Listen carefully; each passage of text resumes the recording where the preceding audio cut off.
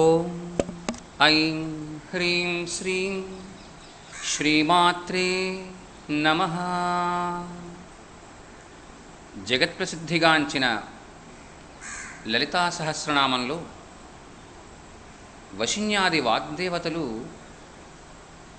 ఆ లలితాపరాభట్టారికాదేవి యొక్క దివ్యమంగళ సౌందర్యాన్ని శతథా సహస్రథా వర్ణించారు. అలాంటి ఆ దివ్యమంగళ సౌందర్య వర్ణనలో చిద్రూప సౌందర్యం కూడా వారు ఒకచోట చెప్పి ఉన్నారు. అదేంటయ్యా అంటే, శ్రీమద్వాగ్భవకూటైక స్వరూప ముఖపంకజా కంఠాధ కటిపర్యంత మధ్యకూటస్వరూపిణీ శక్తికూటైకతాపన్న కట్యధో భాగధారిణీ.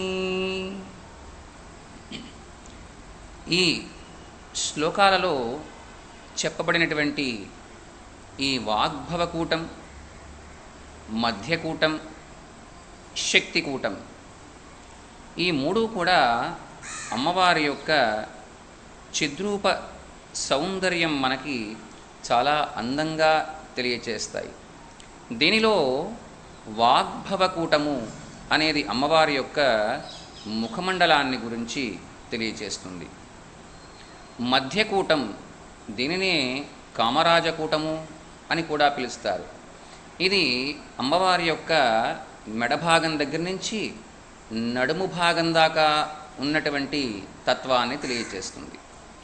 ఇంకా శక్తికూటము అనేది అమ్మవారి యొక్క కటి ప్రదేశం దగ్గర నుంచి పాదాల వరకు తెలియచేస్తుంది. అంటే ఆ పరాత్పరి ఇలా చిద్రూపంలో ప్రకాశిస్తూ ఉంటుంది అని. దీనికి బీజాక్షరాలు కూడా ఉంటాయి. అవేంటో ఒక్కసారి చెప్పుకుని తదనంతరం మనం ఈ రాజరాజేశ్వరి మాతృకా మంత్రస్తవంలోకి వద్దాం. ముందుగా వాగ్భవకూటము, దీనిలో క ఏ ఈల హ్రీం అనే అక్షరాలు ఉంటాయి. రెండవదైనటువంటి మధ్యకూటము, దీనినే కామరాజకూటము అని కూడా పిలుస్తారు. దీనిలో హ స క హ ల హ్రీం అనే అక్షరాలు ఉంటాయి. ఇంకా మూడవదైనటువంటి శక్తికూటంలో స క ల హ్రీం అనే అక్షరాలు ఉంటాయి. మొదటి దాంట్లో 5 అక్షరాలు, రెండవ దానిలో 6 అక్షరాలు, మూడవ దానిలో 4 అక్షరాలు. ఈ మొత్తం అక్షరాలు కలిపి 15 అక్షరాలు వస్తాయి. ఈ అక్షరాలన్నింటినీ కలిపితే అమ్మవారి యొక్క చిద్రూపం ఏర్పడుతుంది. దీనినే మన వాళ్ళు బాలామంత్రం అని తెలియచేస్తారు.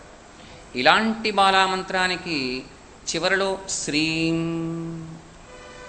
అనేటువంటి అక్షరాన్ని కనుక కలుపుకుంటే దానిని షోడశి అంటారు. దీనినే లలితామంత్రం అంటారు. ఇలాంటి ఈ బీజాక్షరాలతో ఉన్నటువంటి ఈ దివ్యమైనటువంటి మంత్రాన్ని ఈ మంత్రసిద్ధి పొందినటువంటి ఒక సద్గురువు దగ్గర న్యాసపూర్వకంగా మనం వారి దగ్గర ఉపదేశం పొంది దానిని నిత్యము జపించి, తర్పణాలు చేసి, హోమాలు చేసి, జపాలు చేసి, అలాగే అనుష్ఠానపూర్వకంగా అమ్మవారిని సిద్ధింపచేసుకోవాలి. ఇలాంటి పరిస్థితి అందరకు అవకాశం ఉండదు కాబట్టి మహానుభావులైనటువంటి శంకరానందుల వారు ఈ బీజాక్షరాలన్నీ కూడా ఈ స్తోత్రంలో మొదటి అక్షరాలుగా ఈ స్తోత్రాన్ని రచించారు. అలాంటి దివ్యమైనటువంటి ఈ స్తోత్రం ఆ అమ్మవారి యొక్క కృపకు కూడా పాత్రమైంది. అందువల్ల అమ్మవారే స్వయంగా దీనిని అంగీకరించి ఉన్నారు కాబట్టి దీనిని గనక మనం నిత్యము చదివినట్లయితే ఆ అమ్మవారి యొక్క దివ్యమైనటువంటి శుభాశీస్సులు మనందరము కూడా పొందగలం. ఇప్పుడు ఇంకా స్తోత్రంలోకి వెళ్దాం. కళ్యాణాయుతపూర్ణచంద్రవదనాం ప్రాణేశ్వరానందినీం పూర్ణాం పూర్ణతరాం పరేశమహిషీం పూర్ణామృతాస్వాదినీం సంపూర్ణాం పరమోత్తమామృతకళాం విద్యావతీం భారతీం శ్రీచక్రప్రియబిందుతర్పణపరాం శ్రీరాజరాజేశ్వరీం. ఓం ఏకారాది సమస్తవర్ణవివిధాకారైక చిద్రూపిణీం చైతన్యాత్మక చక్రరాజనిలయాం చక్రాంతసంచారిణీం భావాభావ విభావినీం భవపరాం సద్భక్తిచింతామణీం శ్రీచక్రప్రియబిందుతర్పణపరాం శ్రీరాజరాజేశ్వరీం. ఓం ఈశాధిక్పరయోగిబృందవిదితాం స్వానందభూతాం పరాం పశ్యంతీం తనుమధ్యమాం విలసినీం శ్రీవైఖరీరూపిణీం ఆత్మానాత్మ విచారిణీం వివరగాం విద్యాం త్రిబీజాత్మికాం శ్రీచక్రప్రియబిందుతర్పణపరాం శ్రీరాజరాజేశ్వరీం. ఓం లక్ష్యాలక్ష్య నిరీక్షణాం నిరుపమాం రుద్రాక్షమాలాధరాం త్ర్యక్షారాకృతి దక్షవంశకళికాం దీర్ఘాక్షి దీర్ఘస్వరాం భద్రాం భద్రవరప్రదాం భగవతీం భద్రేశ్వరీం ముద్రిణీం శ్రీచక్రప్రియబిందుతర్పణపరాం శ్రీరాజరాజేశ్వరీం. ఓం హ్రీం బీజాగత నాదబిందుభరితామోంకార నాదాత్మికాం బ్రహ్మానందఘనోదరీం గుణవతీం జ్ఞానేశ్వరీం జ్ఞానదాం ఇచ్ఛాజ్ఞానకృతిం మహీగతవతీం గంధర్వసంసేవితాం శ్రీచక్రప్రియబిందుతర్పణపరాం శ్రీరాజరాజేశ్వరీం.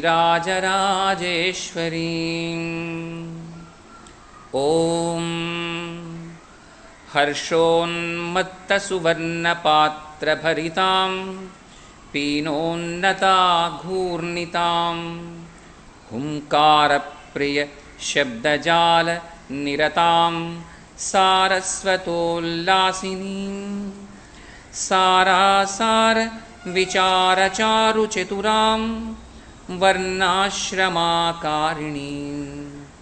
శ్రీచక్రప్రియబిందుతర్పణపరాం శ్రీరాజరాజేశ్వరీం. ఓం సర్వేషాంగవిహారిణీం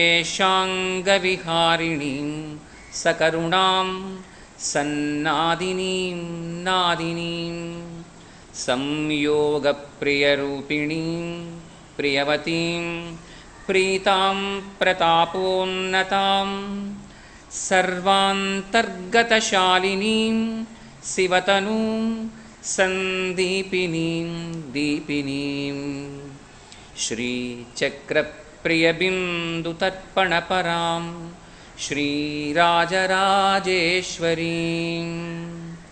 ఓం कर्माकर्मविवर्जितां कुलवतीं कर्मप्रदां कौलिनीं कारुण्याम्बुधि सर्वकामनिरतां सिन्धुप्रियोल्लासिनीं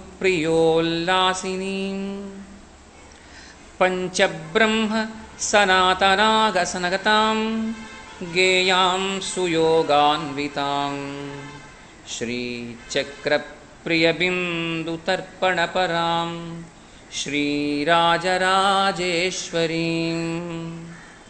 ॐ हस्त्युत्कुम्भनिभस्तनद्वितयतः पीनोन्नतादानतां हाराद्याभरणां सुरेन्द्रविनुतां शृङ्गारपीठालयां योन्याकारकयोनिमुद्रितकरां नित्यां नवार्णात्मिकां श्रीचक्रप्रियबिन्दुतर्पणपरां श्रीराजराजेश्वरीम् ॐ लक्ष्मीलक्षणपूर्णभक्तवरदां लीलाविनोदस्थितां लाक्षारञ्जितपादपद्मयुगळां ब्रह्मेन्द्रसंसेवितां लोकालोकितलोककामजननीं लोकाश्रयाङ्कस्थितां श्रीचक्रप्रियबिन्दुतर्पणपरां श्रीराजराजेश्वरीम् ॐ ह्रीङ्काराश्रितशङ्करप्रियतनुं श्रीयोगपीठेश्वरीं माङ्गल्यायुतपङ्कजाभनयनां माङ्गल्यसिद्धिप्रदां तारुण्येन विशेषिताङ्ग सुमहालावण्यसंशोभितां श्रीचक्रप्रियबिन्दुतर्पणपरां श्रीराजराजेश्वरीम् ॐ सर्वज्ञानकलावतीं सकरुणां सर्वेश्वरीं सर्वगां सत्यां सर्वमयीं सहस्रदळजां सत्त्वार्णवोपस्थितां सङ्गासङ्गविवर्जितां सुखकरीं बालार्ककोटिप्रभां श्रीचक्रप्रियबिन्दुतर्पणपरां श्रीराजराजेश्वरीम् ॐ कादिक्षान्तसुवर्णबिन्दुसुतनुं सर्वाङ्गसंशोभितां नानावर्णविचित्रचित्रचरितां चातुर्यचिन्तामणिं चित्रानन्दविधायिनीं सुचपलां कूटत्रयीकारिणीं श्रीचक्रप्रियबिन्दुतर्पणपरां श्रीराजराजेश्वरीम् ॐ लक्ष्मीशानविधीन्द्रचन्द्रमकुटाद्यष्टाङ्गपीठाश्रितां सूर्येन्द्वग्निमयैकपीठनिलयां त्रिस्थां त्रिकोणेश्वरीं गोप्त्रीं गर्वनिगर्वितां गगनगां गङ्गां गणेशप्रियां श्रीचक्रप्रियबिन्दुतर्पणपरां श्रीराजराजेश्वरीम्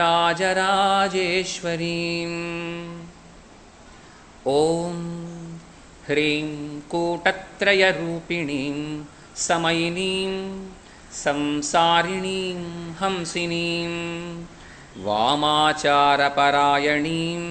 सुकुलजां बीजावतीं मुद्रिणीं कामाक्षीं करुणार्द्रचित्तसहितां श्रीं श्रीं त्रिमूर्त्यम्बिकां श्रीचक्रप्रियबिन्दुतर्पणपरां श्रीराजराजेश्वरीम् ॐ या विद्या शिवकेशवादिजननीं या वै जगन्मोहिनीं या ब्रह्मादिपिपीलिकान्त जगदानन्दैकसन्धायिनीं या पञ्चप्रणवद्विरेफनलिनीं या चित्कलामालिनीं सा पायात् परदेवता भगवती श्रीराजराजेश्वरी सा पायात् परदेवता भगवती श्रीराजराजेश्वरी इति श्रीशङ्करानन्दविरचित श्रीराजराजेश्वरी मातृकामन्त्रस्तोत्रं सम्पूर्णम्।